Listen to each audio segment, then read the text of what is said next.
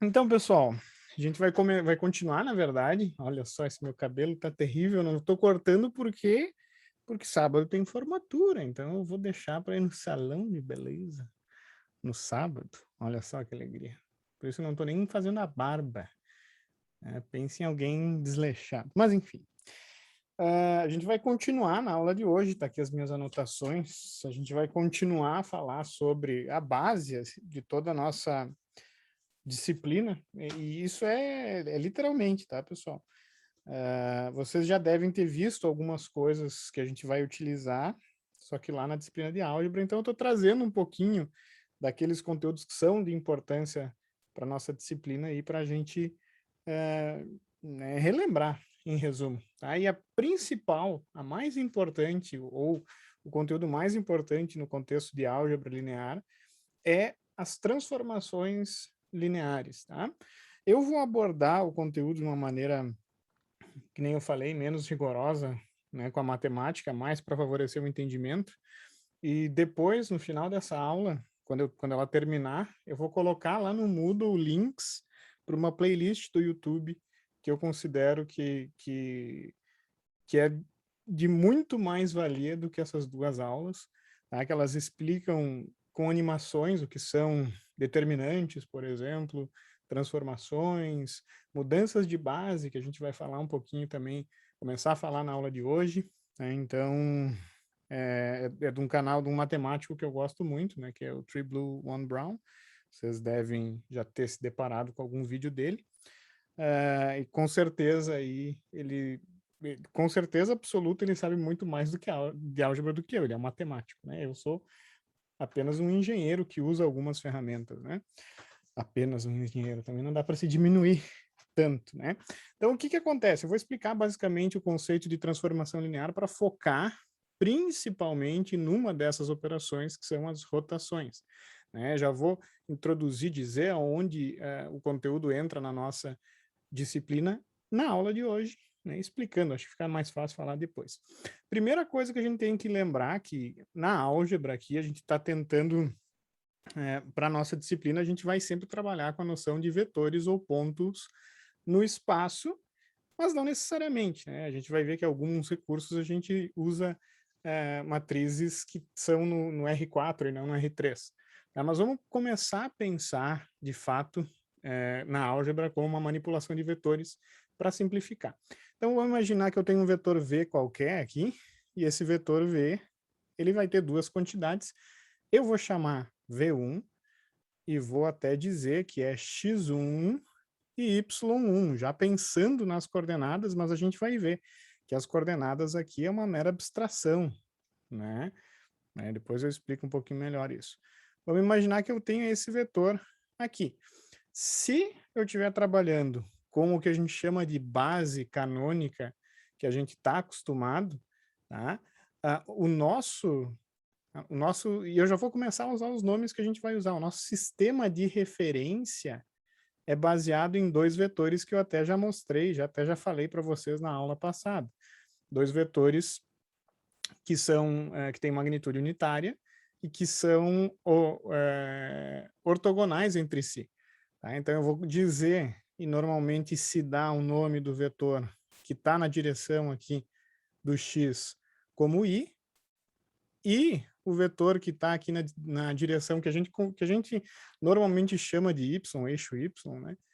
Esse vetor aqui, ele está na direção j, né? Na direção i, perdão, eu vou chamar ele de j.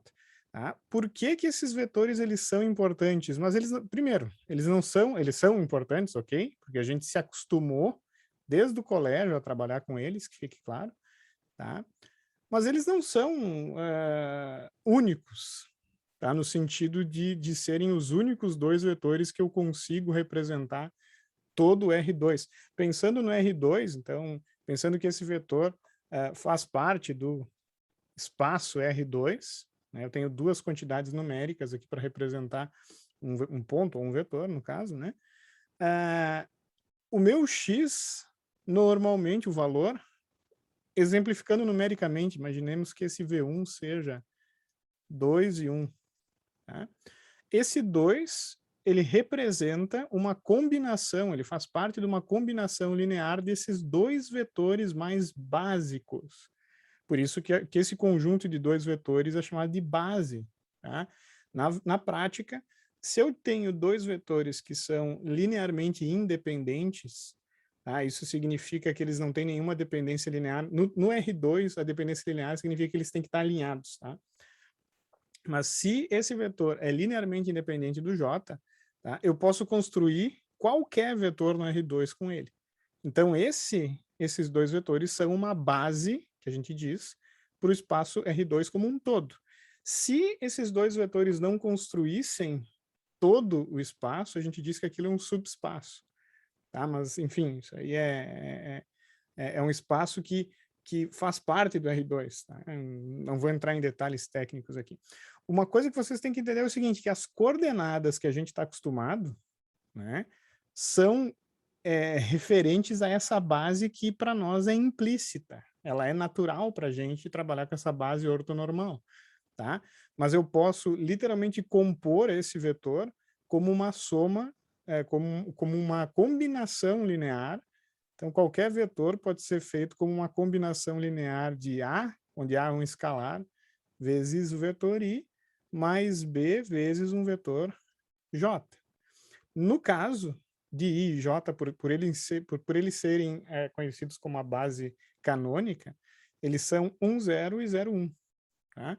Então, na prática, eu posso escrever esse carinha como 2 vezes o vetor I mais 1 vezes o vetor J, que se eu deixo claro o que eu estou fazendo, isso aqui é 2 vezes 1, 0, que é o vetor I, perceberam? Olha só.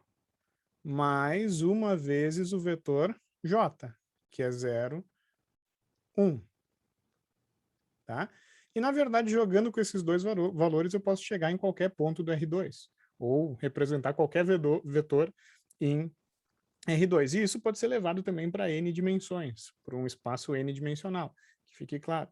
Né? Quando eu tenho 3 dimensões, eu vou usar o K na direção do Z, que a gente chama. Mas, enfim. O que eu quero que vocês entendam é que não é a única base possível. Essa aqui não é a única base que eu posso trabalhar. Tá? Na prática, quaisquer dois vetores, eu vou até usar cores diferentes, né? Então, se eu tenho esse vetor aqui e eu tenho esse vetor aqui, ó, esses dois vetores, eles podem, né, servir de base para fazer a mesma coisa, para construir todo o R2. Se eu chamar esse carinha de ABCDFGHI, JK, LM, NO, P, Q, vou chamar de Q e vou chamar de R, que seja. Tá? Eu posso, da mesma maneira, compor qualquer vetor V como uma composição linear A vezes o meu Q mais B vezes o meu R, né? Onde Q e R são vetores que, inclusive, eu posso representar eles de acordo com a minha base canônica. Né? É um pouco estranho isso, eu ter vetores, coordenadas diferentes para um mesmo ponto, mas vocês têm que entender que se eu tenho um ponto qualquer, ou um vetor qualquer aqui, vou botar esse vetor verde aqui. Esse vetor verde vai ter coordenadas segundo a base canônica, mas ele vai ter coordenadas bem diferentes segundo essa outra base aqui vermelha.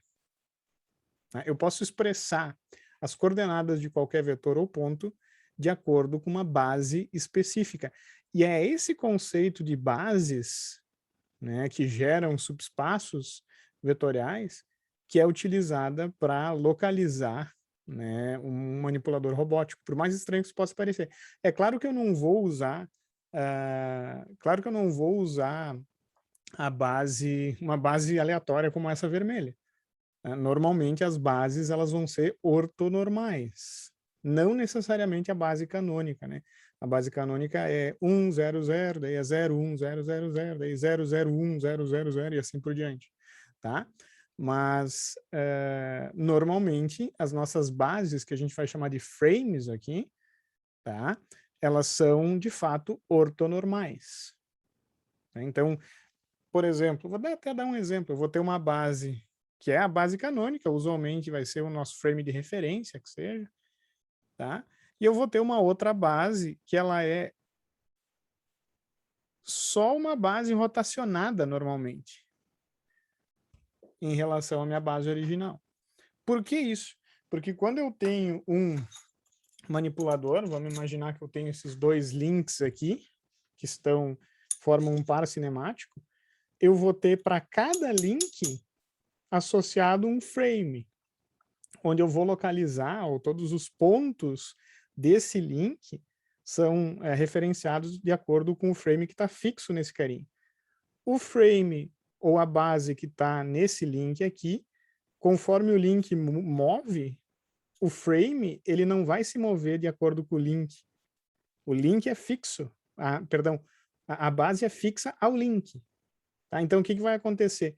Eu vou ter sistemas de referência que não são orientados segundo a mesma base. Isso é um pouco complicado de se entender, né, quando a gente for realmente falar sobre representação de manipuladores e tal, eu entro mais em detalhes.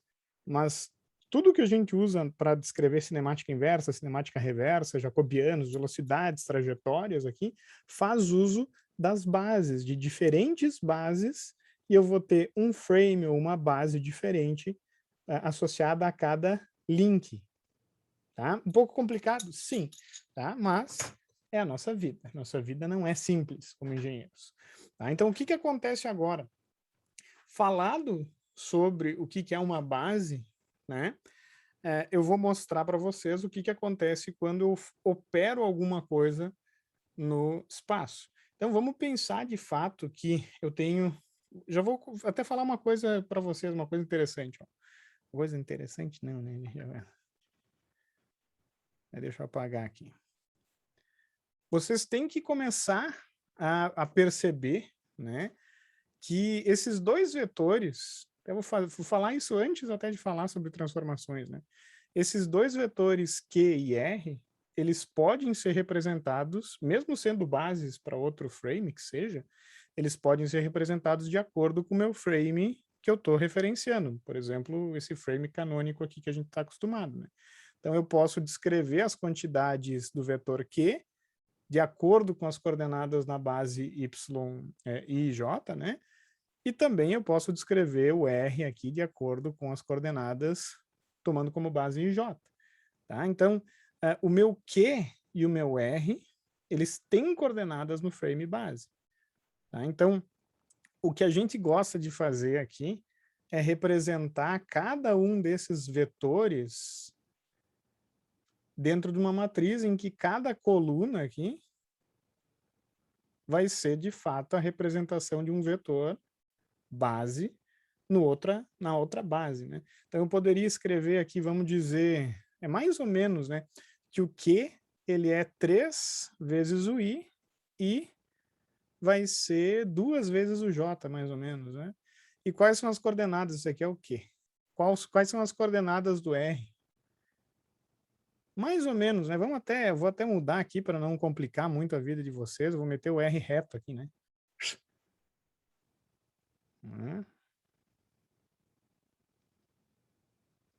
Vocês diriam que o R agora ficou mais fácil, né? A coordenada y do R vai ser um valor, né? E a coordenada x do R vai ser, com certeza, 0. Olhando aqui a norma desses dois vetores aqui, o R é um pouco maior, pouca coisa maior que o Q, né? A norma do Q eu posso pensar como a raiz da soma dos quadrados, então é 9 mais 4, 13, raiz de 13, né? Então, um pouquinho maior do que raiz de 13. Vamos dizer, então, que é raiz de 14.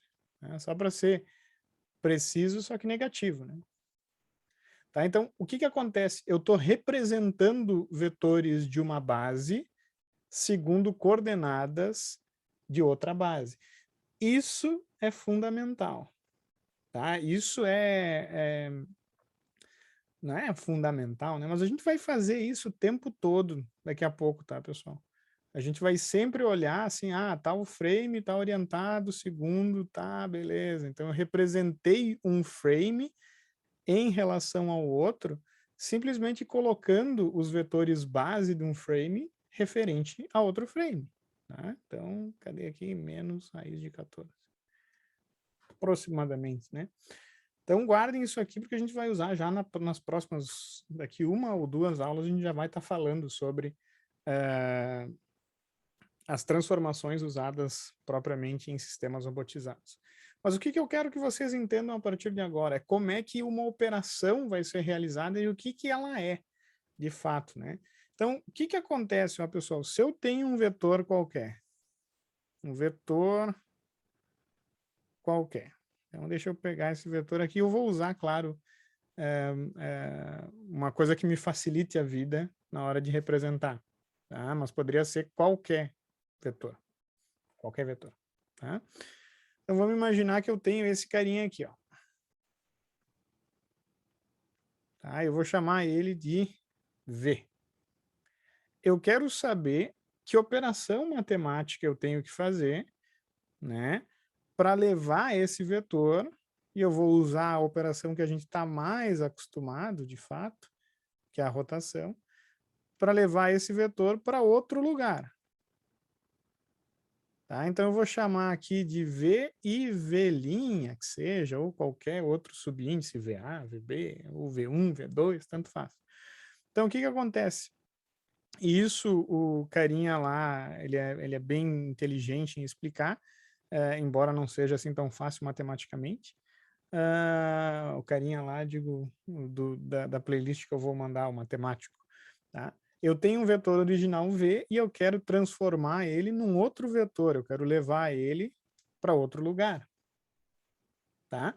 Isso aqui é conhecido como transformação, porque eu estou pegando um vetor e transformando esse vetor, levando ele para outro lugar, ou até mesmo, né, pessoal, posso levar ele para a origem, eu posso esticar ele, eu posso fazer o que eu quiser.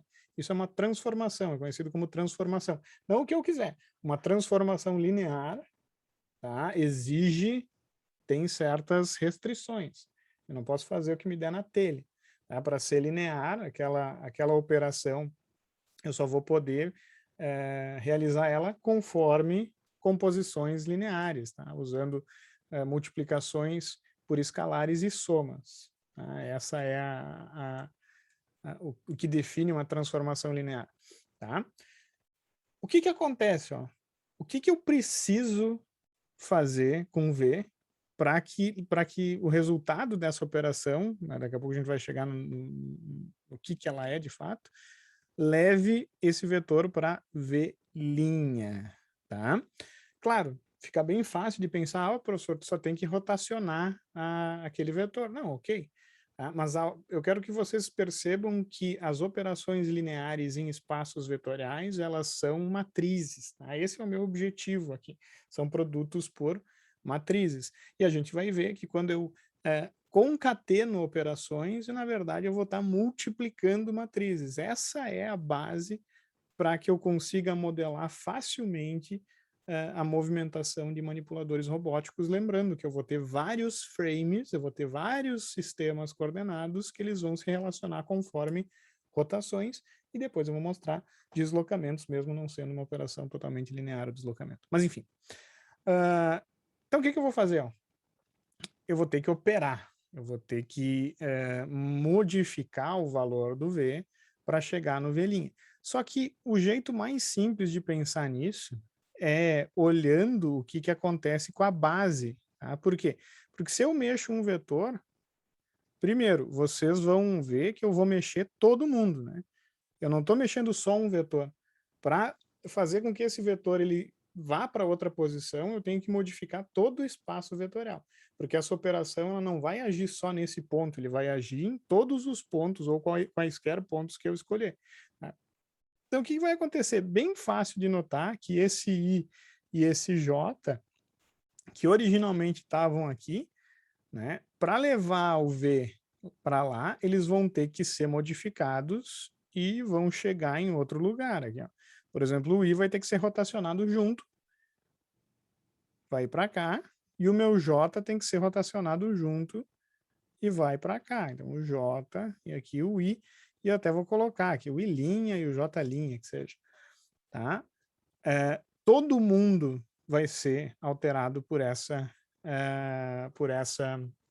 transformação. Mas vocês têm que entender uma coisa, vocês têm que perceber uma coisa, que essa transformação, ela não modifica a relação do vetor com a base que foi junto, que foi transformada junto nessa transformação linear. Tá?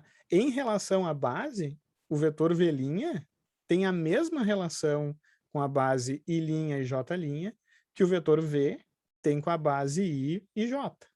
É a mesma, pode ver. Inclusive, isso vale mesmo que não seja só uma rotação, porque eu posso esticar esse vetor, posso fazer uma série de manipulações, né? Eu usei uma rotação porque é a mais fácil de verificar o que acontece com a base, tá? Mas naqueles vídeos que eu mostrar, vocês vão ver que ele mostra todos os casos, basicamente, animados, coisa que eu já falei na aula passada, eu jamais ia conseguir fazer aqui como ele fez lá no vídeo. Esses carinhas, eles ganham dinheiro fazendo vídeo. Eu não, eu ganho dinheiro dando aula, tá? Então, o que acontece? Se eu olhar o que acontece com a base, né, em relação à base original, né, eu, na verdade, posso encontrar aonde qualquer vetor vai estar depois dessa transformação. Tá? Então, se eu escrever a base nova em relação à base antiga, o que vai acontecer? Ó? Eu posso escrever o vetor I' em relação à base IJ, e posso escrever o vetor J' em relação à base IJ também. Tá? Então, o que vai acontecer? O vetor I', ele assume outras coordenadas, né? Ele vai ter 0 e 1 aqui, né? Esse é o I', pensando na base canônica que a gente está acostumado, para facilitar, né, pessoal? E o meu J', ele vai ter um valor diferente também, né? Ele vai ter no eixo das ordenadas, das abscissas, perdão, menos 1, e no eixo das ordenadas eu vou ter 0. Então, essa matriz, ela representa a base modificada na minha base original. Não sei se, acho que vocês pegaram a moral, né, da história. E é exatamente esse carinha aqui, ó, essa matriz, que contém o que foi feito com todos os vetores nessa transformação. Tá? Para vocês terem uma noção de como isso é simples e como isso é fácil, se eu pego essa matriz e multiplico pelo meu vetor original, pelas coordenadas do vetor original, o resultado disso é o vetor modificado.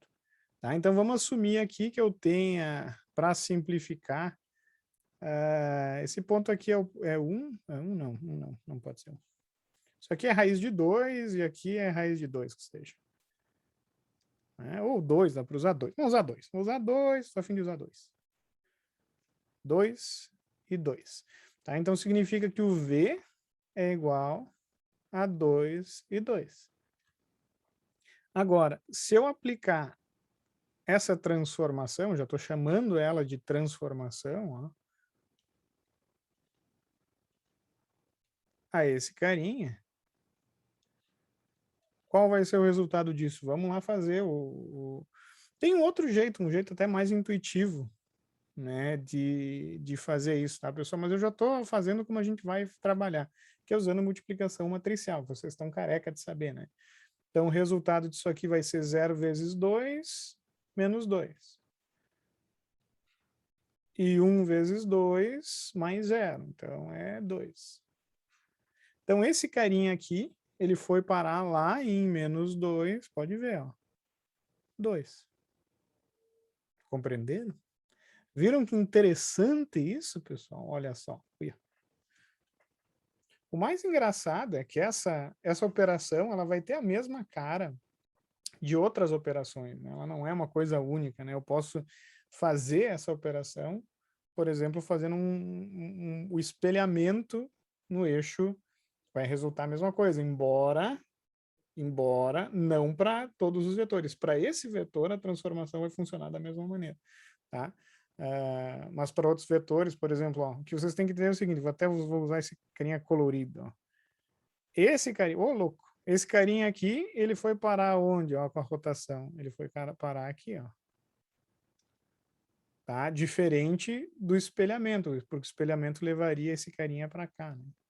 Tá? Então eu já estou falando para vocês algumas operações, transformações úteis quando eu trabalho com vetores, e elas são úteis muitas vezes para representar o que elas são, de fato, rotações, translações, mas muitas vezes elas são utilizadas, como vocês vão ver em outras disciplinas, para fazer coisas diferentes, né? Por exemplo, encontrar a forma a matriz diagonal, essas coisas, essas multiplicações por matrizes, e essas composições de transformações, elas não são propriamente para operar coisas que acontecem no espaço, tá? Elas servem para muitas outras coisas na álgebra, é isso que eu quis dizer, tá? Então, quais são as transformações mais comuns, né?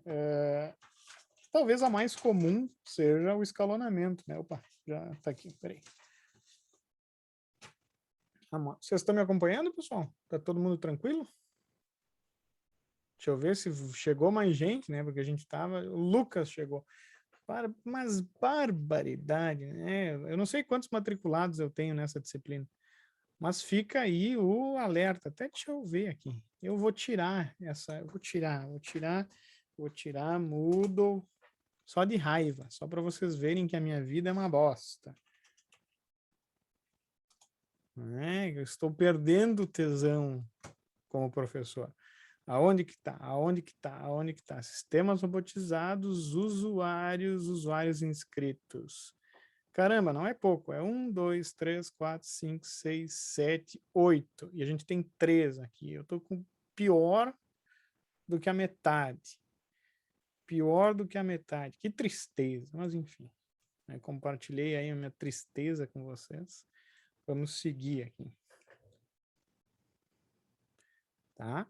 Então, o que acontece, pessoal? Algumas operações, elas são simples, outras operações, elas não são tão simples, tá?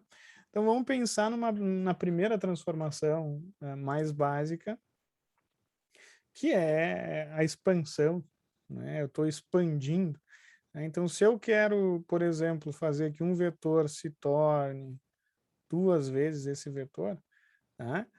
Matricialmente, eu posso levar essa operação simplesmente fazendo 2, 0, 0, 2 vezes o vetor. Por quê? Porque isso aqui é a mesma coisa que fazer 2 vezes a matriz identidade vezes o meu vetor. Lembre-se que a matriz identidade ela não vai mudar, né? Quando eu multiplico uma matriz por uma matriz identidade, eu tenho a própria matriz. Essa é a definição da matriz identidade. Mas enfim. Então, se eu olhar isso aqui, vamos imaginar que o meu V seja XY, né? Pensando que V faz parte do R2, blá, blá, blá, toda aquela porcaria matemática, X e Y aqui, né? Então, eu vou ter como resultado dessa operação, obviamente, 2x e 2y. Pode fazer aí o produto, né? Isso aqui, ó, se eu substituir esse negócio aqui por... Peraí. Substituir por x, y. Vai ficar 2 vezes x mais 0, y, né? E na outra linha vai ficar 0x, 0x mais 2, y. Enfim, essa operação é fácil. É a mesma coisa que pegar o vetor e esticar ele. Tá? Então, se eu multiplico qualquer vetor por um escalar, eu estico ele. Tá? Outra coisa que dá para fazer, eu só vou ilustrar, né, embora não seja uma coisa que a gente vá fazer trivialmente, como eu falei para vocês, a gente vai trabalhar muito mais com a rotação, por isso que eu vou focar mais na rotação. Nossa, eu estou me perdendo aqui nas minhas anotações, cadê? A expansão, eu já falei, né, mas eu vou mostrar um exemplo de reflexão, então a reflexão. Então, o que eu quero fazer na reflexão? Então, uma transformação do R2 no R2, isso é até importante, tá, pessoal? Matematicamente, eu tenho que definir que aquela transformação vai levar vetores do R2 no R2. Tem transformações que levam um vetor no R1, do R1, vetor não, né? Um escalar num vetor, tá? Eu posso ter essas operações, mas a gente não vai trabalhar com elas, né? Então, vamos imaginar que eu tenho um vetor ou um par ordenado qualquer, e esse par ele vai ter que ser levado, por exemplo, para essas coordenadas, não importa, né? Qual é a matriz de transformação que gera isso? Tá? Então, lembrando que eu vou ter que multiplicar por alguma coisa o vetor x, y, para chegar no vetor x menos y. E essa aqui não é difícil, né? Tá? Eu posso fazer 0, né? Porque vai ficar x mais 0y, vai resultar em x. E aqui eu coloco 0 e menos 1. 0x menos y vai dar menos y. Então, se vocês olharem, eu quero que vocês percebam que a transformação é a mesma coisa que inverter uma das bases, né?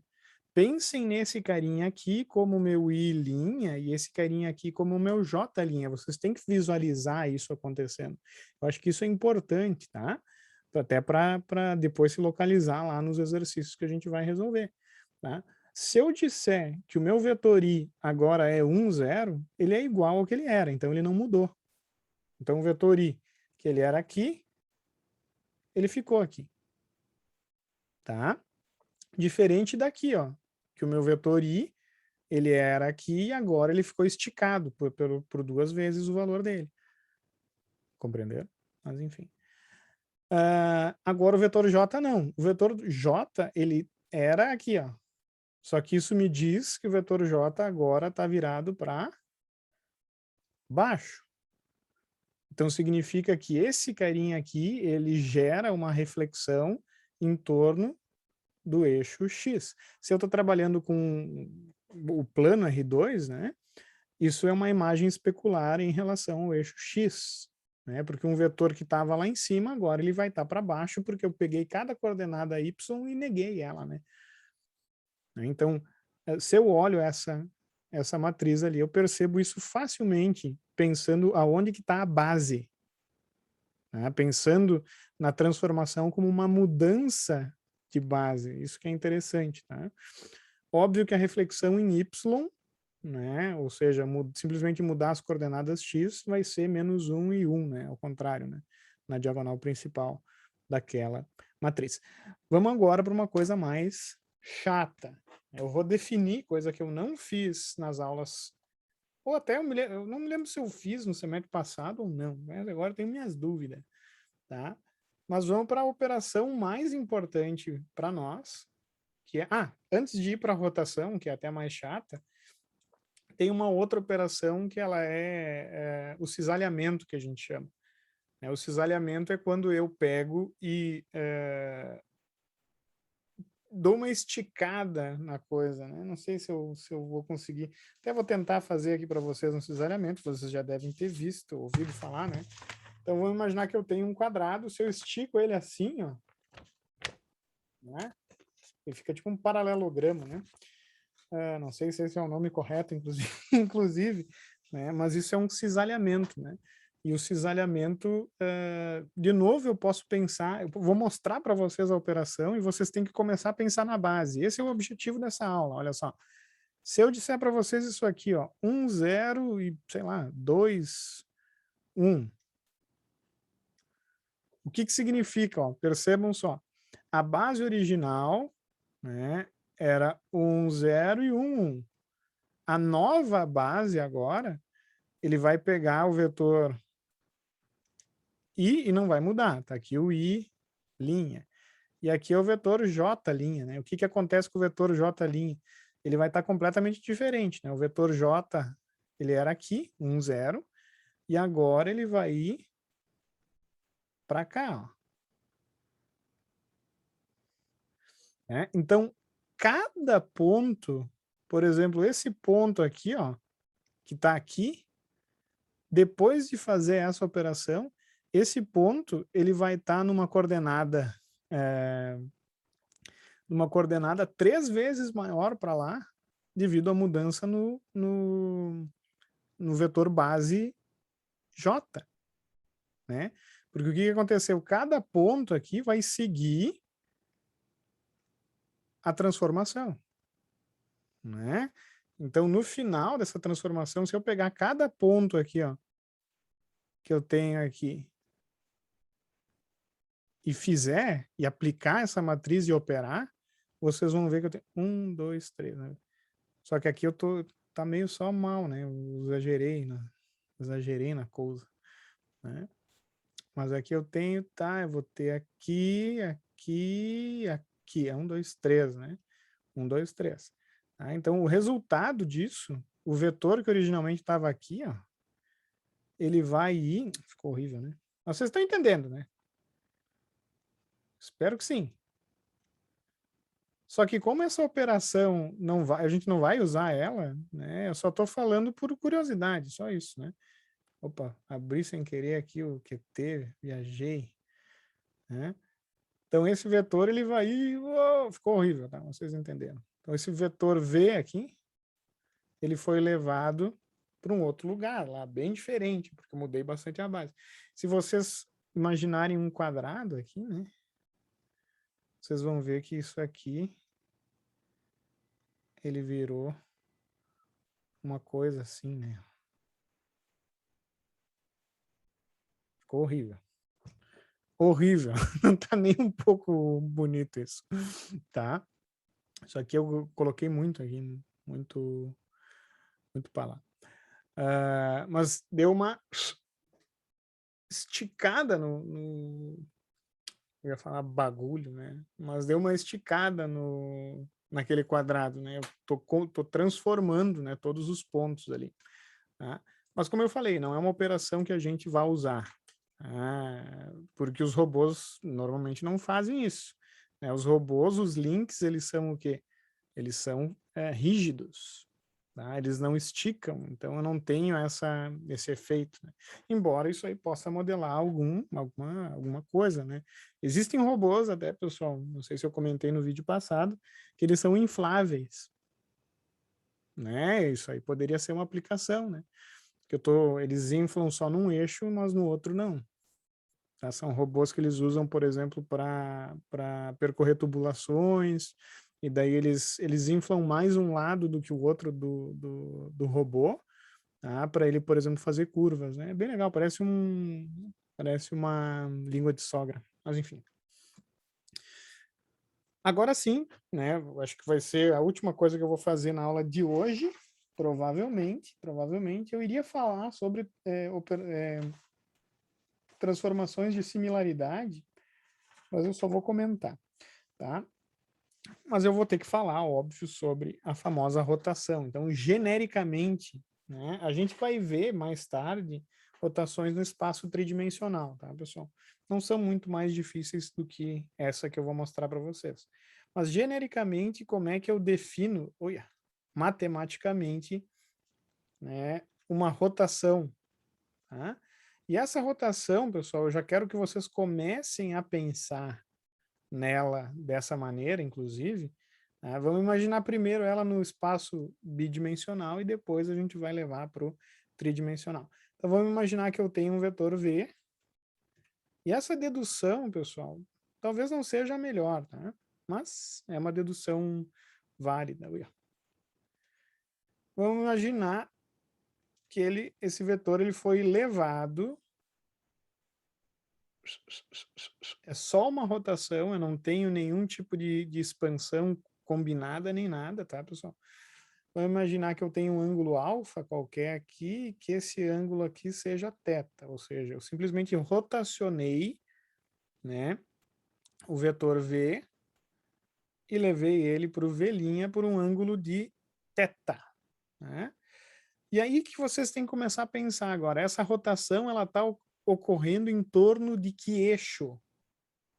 Né? Vocês conseguem me dizer isso se isso fosse o espaço tridimensional?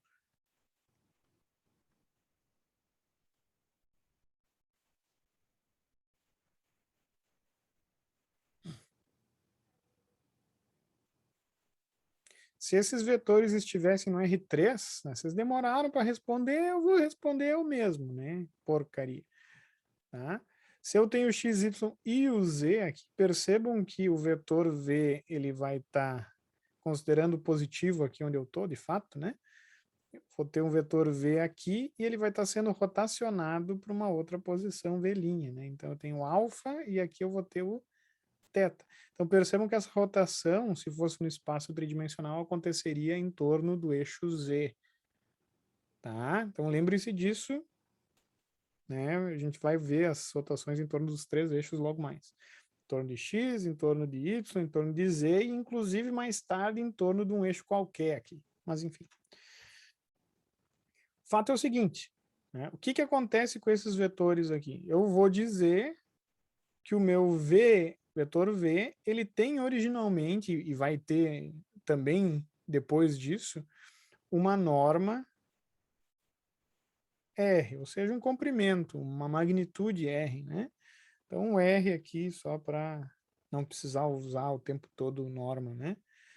Se eu digo que ele tem norma R, buenas, o meu X, o meu V, ele vai ter coordenada X, que vai valer quanto aqui? Vai valer R vezes o meu cosseno de alfa. R cosseno de alfa, o meu V, né? E o meu Y vai ser R vezes o seno de alfa. Isso aqui só para começar. Só para começar. Tá? Obviamente, o V', ele vai ser o quê? Tá? A magnitude é a mesma, tá? Só que a diferença é que eu vou ter um ângulo que é alfa mais o meu ângulo θ. Então, isso aqui é R vezes cosseno de alfa mais θ. E aqui eu tenho R vezes o seno de alfa mais θ. E esse é o meu V',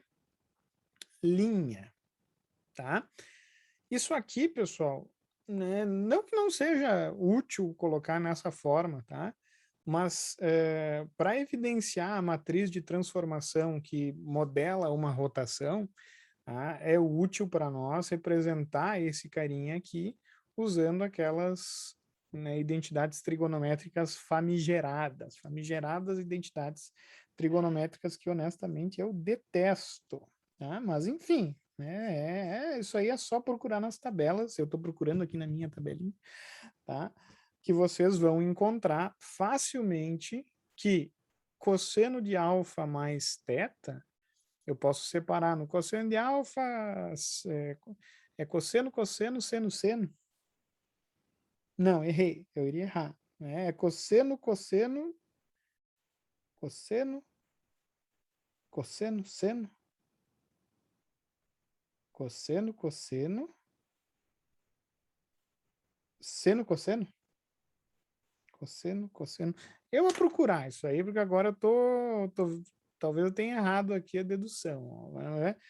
Identidades trigonométricas, cosseno, som. Eu coloquei, misturei inglês e português. Agora você vai na soma de ângulos. Vamos ver imagens. Imagem. Então tá aqui, ó. O seno de A mais B, eu tenho o seno aqui, tenho o seno aqui embaixo, né? Então isso aqui eu posso escrever como R vezes. O seno de A mais B é o seno de A cosseno B, então é o seno de alfa cosseno θ, é isso, mais R seno, é o seno e cosseno, né? Seno θ cosseno alfa, é isso, né?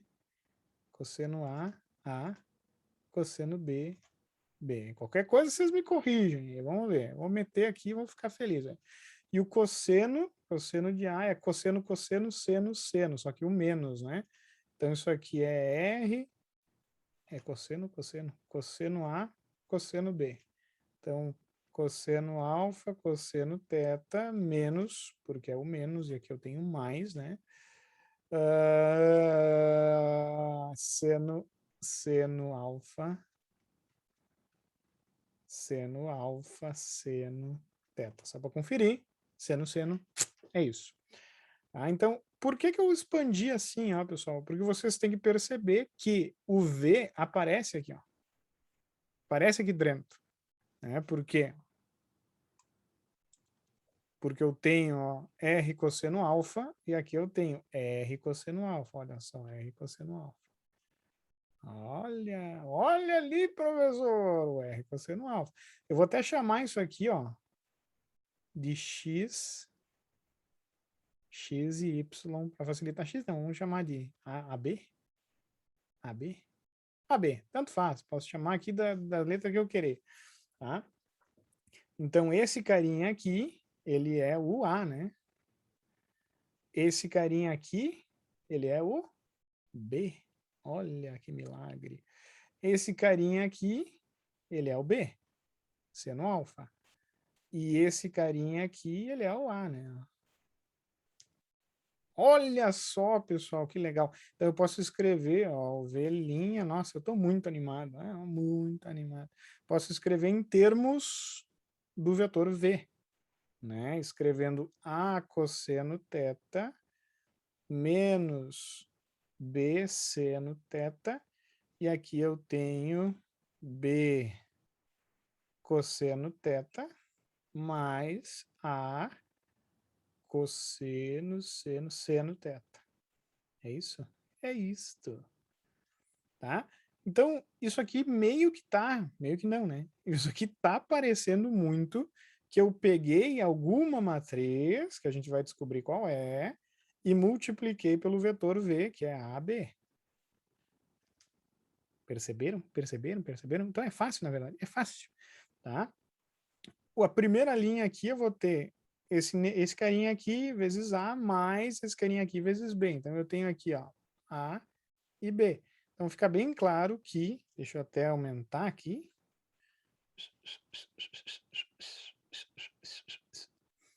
Onde está? Tá aqui, ó.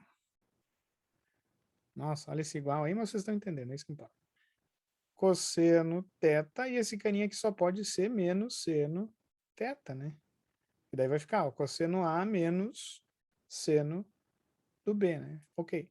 E aqui embaixo eu vou ter seno e cosseno. Ah, entendi, professor, entendi. E uma coisa mais bonita, isso aí é bonito, né? Vocês têm que imaginar o que, que aconteceu com a base, o que está acontecendo com a base nessa rotação. Não é tão difícil, né, pessoal? Não é tão difícil, porque é uma rotação simples. A base aqui que estava, vamos supor, eu nem coloquei valores aqui, né? Mas vamos imaginar que a base está aqui, né? Então a base está aqui e a base está aqui. Quando eu apliquei a rotação, é a mesma coisa de aplicar aquela rotação a essa base, né? Que a gente chamou, estou mudando para uma outra base, né? Então a rotação tem que ser o mesmo ângulo θ, que vai ficar horrível isso, mas enfim. Eu fiz muito parecido o alfa com θ, né? Mas a base ela veio para cá, né? Tá?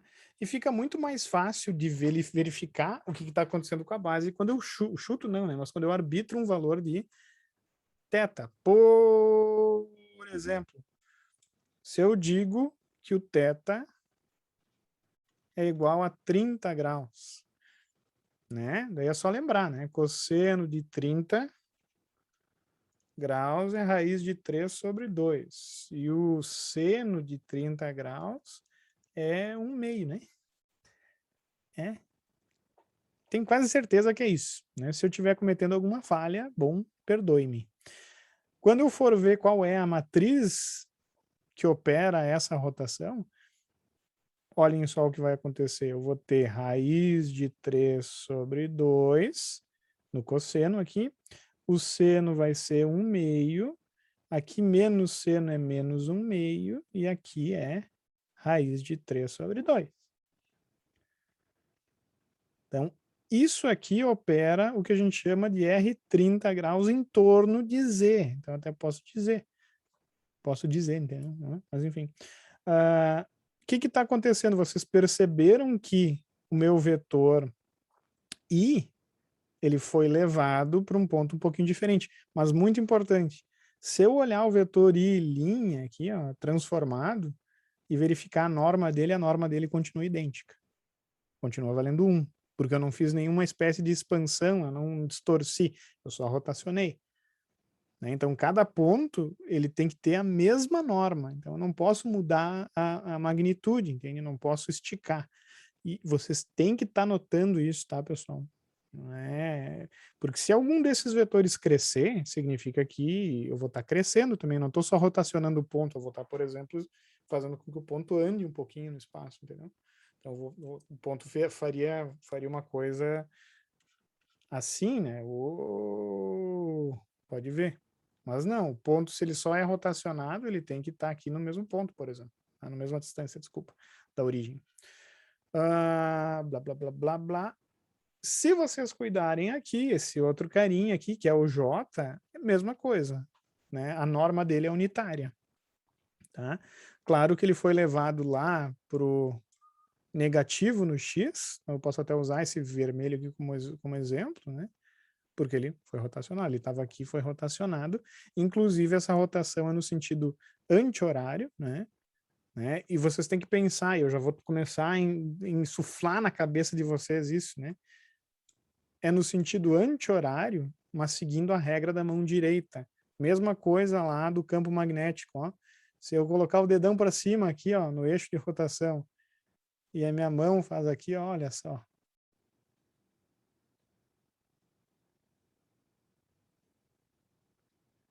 Fazer a unha dos garrão aí, olha ali, tá vendo? Z tá aqui, ó. Então pode ver que essa rotação é no sentido anti-horário, se eu olhar de cima, mas segue a mão direita. Tá? Por isso que ela é uma rotação com ângulo positivo, que a gente vai chamar. Mas enfim, rotações negativas são ao contrário, né? Mas enfim. Vocês têm que olhar isso e perceber, né, que esses dois vetores aqui, eles são literalmente o mesmo vetor, só que rotacionados e mais, eles mantêm um ângulo reto, ó. Eles estão juntos, né? Eles foram rotacionados juntos, eles não foram esticados, esse ângulo permaneceu idêntico, né? Essa base, porque se eu pensar nisso como uma nova base, ela continua sendo ortonormal, que a gente chama. Os vetores, eles são unitários e eles também formam 90 graus. Eles formam ângulos retos entre eles, né? Por que que isso é tão importante? Porque para definir, de fato, as nossas transformações e toda a álgebra que a gente vai usar, depende que as nossas bases sejam ortonormais, tá? Mas isso aí eu vou falar assim, ó, pessoal, aquilo que eu falei e tal, não sei o quê, blá, blá, blá. Não precisa entender a fundo, tá? Mas isso reside no fato de que, né, para nosso interesse, né, reside no fato que os frames associados aos manipuladores, eles não vão, dado uma mudança, né, uma operação, tá? Eu só vou basicamente rotacionar e deslocar, mesmo o deslocamento não sendo uma operação propriamente linear, tá? E ela não vai ser linear matematicamente falando, porque se eu deslocar um vetor, eu vou tirar ele da origem. Tá? Não vou entrar muito em detalhes quanto a isso, mas acreditem, o deslocamento é o menor dos nossos problemas. O mais difícil é entender a rotação. Tá? Outra coisa que a gente vai trabalhar também mais adiante, que eu só vou aqui falar no sentido de tentar explicar vagamente para vocês o assunto, porque a gente não vai abordar matematicamente ele tão profundamente, é quanto a transformações de similaridade. Tá? Isso aí é outra coisa da álgebra meio chata, bastante usada em controle. Tá? Vocês se lembram? Todo mundo aqui já fez as disciplinas de controle, praticamente todos, né? Todas elas, né? Algumas talvez controle mais avançado não. Vocês se lembram que lá no meio vocês falavam sobre diagonalização, diabo 4, e daí vocês usavam uma coisa nesse sentido, C na menos 1 vezes A vezes C. Não sei se vocês se lembram disso, né? Isso. Opa. Eu ia falar que não. Não, bom, mas isso aí faz parte da teoria de controle, tá? Porque controle moderno. Porque a teoria de controle moderno faz uso da álgebra, tá? Então, a transformação de similaridade, pessoal, o que que acontece no sentido espacial, ela talvez seja até mais fácil de entender. Tá? O que que acontece? Vamos supor que eu tenha dois frames ou duas bases diferentes. Eu tenho essa base aqui, tá? E eu tenho uma outra base perdidaça aqui, que seja né? Até posso pensar, tá, pessoal, numa base ortonormal, o que que seja, tá? Não propriamente, que aqui ficou muito grande, ok?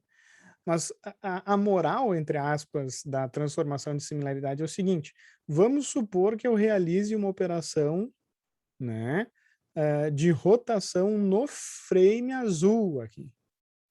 Então eu pego um ponto que está descrito, tá, nas coordenadas do frame azul e opero alguma coisa, por exemplo, uma rotação qualquer. Vou rotacionar esse vetor aqui 30 graus para cá.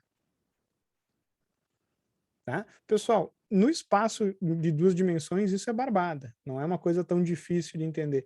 Agora, se eu tenho o R3, tá? Essa rotação ela tá sendo realizada em torno de um eixo que não está orientada, não tem a mesma orientação com o outro frame. Infelizmente, no R2, né, esses dois frames eles coincidem no Z.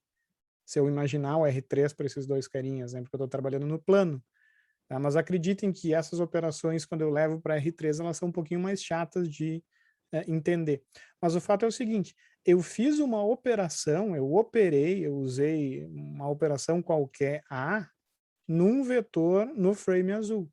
Só que eu quero saber, tá, qual é a operação que eu faço nesse ponto, sendo que eu tenho a representação dele no frame vermelho, que seja, né? Que são outras coordenadas, perceberam? Não é a mesma coordenada que o frame azul, porque eu estou com outra base, né? E para fazer isso, eu preciso utilizar o que a gente chama de transformação de similaridade. Por quê? Porque eu quero saber qual é a operação similar que eu faço no frame vermelho que me leva ao ponto para o mesmo lugar nas minhas coordenadas. É bem chato, tá? Não é uma coisa assim trivial de se visualizar.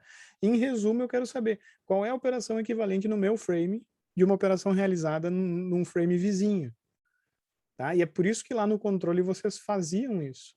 Por quê? Porque vocês projetavam os ganhos com base lá no sistema transformado, no sistema controlável. Né? Vocês se lembram que vocês encontravam lá, verificavam se o sistema era controlável.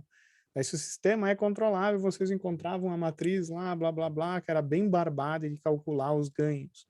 Só que aquele ganho está operando no sistema representado como uma representação controlável do sistema. Para trazer ele para a representação normal, eu tinha que transformar aquele ganho segundo a matriz de transformação. Né? Porque eu calculei, fiz todos os cálculos baseados em outra representação. E eu quero saber como que aquela representação, né, como aquela transformação vai chegar no meu frame, digamos assim. Isso é literalmente, no contexto prático, vamos imaginar o seguinte, eu tenho um manipulador que rotaciona em torno de um eixo, só que lembrem-se que eu tenho, primeiro, se um eixo gira, gira todo mundo a partir daquele eixo, né? Vai girar todo o sistema aqui, né? E eu quero saber como essa rotação, né, qual é a operação que tá sendo realizada em relação não ao frame que está rotacionando, porque essa operação é fácil, é uma rotação simples. Só que se eu olhar isso no frame que está fixo, aquela rotação ela está toda torta, né? Não é uma rotação em torno de um eixo simples, né? Uma rotação em torno de um eixo que não está alinhado com um dos meus eixos, por exemplo. Né? Captaram a ideia básica? As transformações de similaridade utilizam inversas. Tá? Na verdade, se eu tenho a representação da rotação do frame azul em relação ao frame vermelho, vamos chamar isso aí de R qualquer, né? A gente vai nomear e usar toda uma simbologia para isso logo mais, tá, pessoal? Se eu quero saber como é que uma transformação T feita no frame azul aparece no frame vermelho, tá? Eu tenho que fazer a multiplicação da transformação, da operação, aqui por uma menos 1, e bom, daí esse carinha aqui, ó, não vou deduzir isso para vocês, longe disso. Né? Se eu me pilhar, eu deduzo quando a gente falar sobre isso. Tá? Mas isso aqui é chamado de transformação de similaridade, e leva uma operação num frame para uma operação equivalente em outro frame. Tá? Então eu estou realizando a mesma coisa, eu estou levando os meus vetores do meu frame para os mesmos lugares da transformação que aconteceu em outro frame, né, relativo a outro frame. Mas, enfim, bem chato, eu sei, né? Mas quando a gente falar sobre isso, eu entro mais em detalhes. O mais importante é ter entendido essa representação das rotações. Nossa, eu coloquei minha cabeça num lugar que não atrapalhava e mexi o quadro, né? Essas representações, né, de rotações, pensando já como não só como operadores, tá? Mas como uma forma de representar bases diferentes também. Tá bom? Pessoal, vamos ficar por aqui, né? Eu sei que eu estou terminando bem mais cedo, mas como eu falei, vai ser são mais aulas para que vocês entendessem os conceitos por trás das coisas que a gente vai trabalhar. Tá? Claro, vai ter que ser feita uma revisão aí sobre determinantes, mas chega nesse ponto do curso, acho que todo mundo aqui consegue resolver um determinante. Lembra uma coisa, pessoal, que os determinantes, eles me dão uma noção de área, né, no espaço vetorial. Né? Pode parecer meio estranho, né? Mas se eu tenho essa matriz aqui, só para lembrar vocês, isso aqui é interessante, aproveitar que a gente está com tempo. Se eu tenho espaço bidimensional, R2 de novo para simplificar, e eu tenho essa matriz aqui, ó, 2, 1 e vamos dizer 0, 2, aqui que seja. Tá? Se eu pensar nela como dois vetores no espaço, é coisa que a gente já vem fazendo, né? 2, 1, então vai ser 2 em x aqui e 1 aqui.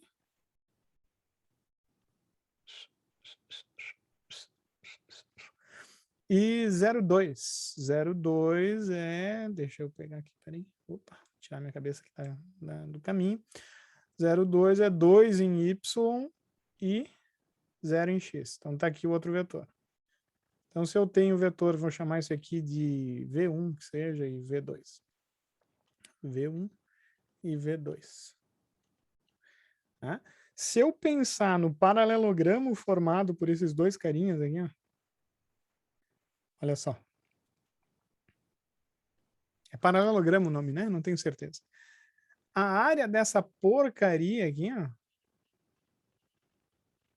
a área desse negócio aqui é o determinante da matriz. Tá? Isso mudou minha vida. Eu só descobri isso depois de um tempo. Não sei se meu professor falava e eu cagava para ele, ou ele não falava, né? Mas se eu calculo o determinante, é literalmente equivalente a calcular a área, tá? E sim, né, determinantes negativos têm a ver com orientação, tá, do vetor V1 em relação ao vetor V2. Mas se eu verificar o valor do determinante de fato, né, absoluto, eu vou perceber que ele vai ser sempre equivalente a essa área. Então, o que vai acontecer? Se os vetores eles forem muito próximos a ter uma dependência linear, tá, a área associada a esse determinante vai ser cada vez menor. E quando eu tenho os dois vetores, olha que bonito como é fácil de entender, coisas que eu não entendia polhufas antigamente. Se eu tenho os dois vetores com dependências lineares, né, ou seja, no plano, eu tenho esses dois vetores em cima da mesma reta, tá? No espaço eu tenho esses dois vetores, ou três vetores em cima do mesmo plano, né? Se eles têm dependência linear, o determinante vai ser zero, porque a área é zero, né? Perceberam que bonito isso? É fácil, né, de se entender, tá? E tudo isso, pessoal, a maioria dos conceitos, relendo os materiais, eu acabei vendo que pelo menos os livros de hoje abordam os determinantes dessa maneira, né? Na minha época, imagina, eu usava esse livro aqui, ó. Usava esse livro... Não, esse livro aqui é outro livro. Tá aqui. Eu estudava esse livro. E esse livro é caríssimo, não sei por quê. Mas eu tentei achar para comprar ele, né? Mas é caríssimo, por algum motivo, não sei. E eu não tenho certeza se ele fala sobre isso, tá? Honestamente. Ele deve falar em algum momento, não me lembro, não me recordo. Mas nessa playlist que eu vou deixar para vocês, que ela está em inglês, infelizmente, mas vocês podem colocar a tradução, quem tem dificuldade no inglês, ele anima isso, que eu acho muito sensacional. Tá? Muito sensacional, olha, exagerado.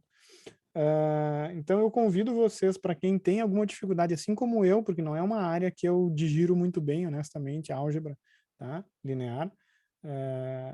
Convido para vocês verem esses vídeos. São vídeos de 15 minutos, mais ou menos, e é uma série com cerca de 12 capítulos explicando desde a base dos vetores, passando por subespaços, né, depois indo para determinantes, falando sobre transformações e começando a falar de uma maneira bem interessante sobre autovalores e autovetores, que ajuda também quem tem dificuldade no controle. Tá? Então eu vou largar para vocês essa playlist, quem tem alguma dificuldade, além de ler os livros, claro, né, os livros clássicos de álgebra, mas esse essa série, que é gratuita, né, me ajuda muito a entender um pouquinho dessa matemática que às vezes me causa transtorno aí, mental. Fechou? Beleza? Então, pessoal,